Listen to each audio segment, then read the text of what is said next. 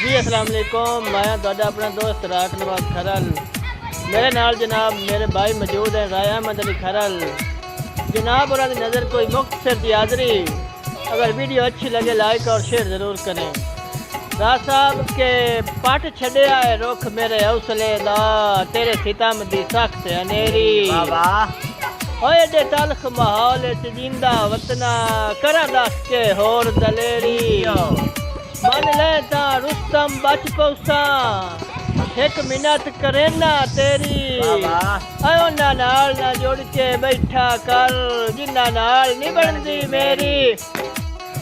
भाईजान के नमाज़े मोहब्बत कज़ा केड़ी होई है। वाह वाह। तैथू वखरी दुआ केड़ी होई है।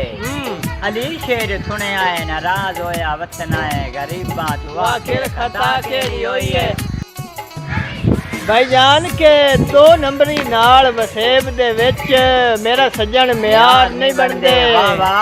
ओए भी जैसे फरदे किरियां दे उक्का सांगेदार नहीं बनदे। ते जिथे मसला होवे गैरत दा उथे कतन उधार नहीं बनदे। भावे घर ला छोड़िए कंजरा ते कदी रुस्तम यार नहीं बनदे। जीरा साहब भाईजान के मैं हाल अपने सुनावा कहनो, मैं हाल अपने सुनावा कहनो, जख्म दिल दे विखावा कहनो। अमन खान सोने लुटेरे होंदे न, मैं बेली अपना बनावा कहनो। भाईजान के प्यार करिए ता चर्चे होंदे, जुर्म करिए ता परचे होंदे। सारी खेड रुपये दी डोला, अटौर बनाइए ता खर्चे होंदे। भाईजान के सच्ची नियत ते सच्चियां हस्तियां दे सदा प्यार सलामत रहंदन। वाह जी वाह। सच्ची नियत ते सच्चियां हस्तियां दे सदा प्यार सलामत रहंदन।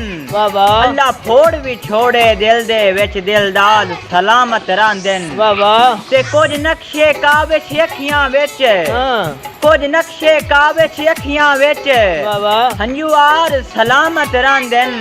और बंदे टुर वे वंदन पर बंदियां दे किरदार सलामत रहंदन।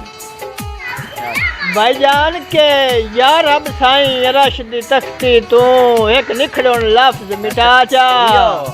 अब 5 वक्त इबादत करसा मैं मेरे रोंदे नैन असाचा। तू आप रहीम करीम जो है मेरे उजड़े वक्त बना चा।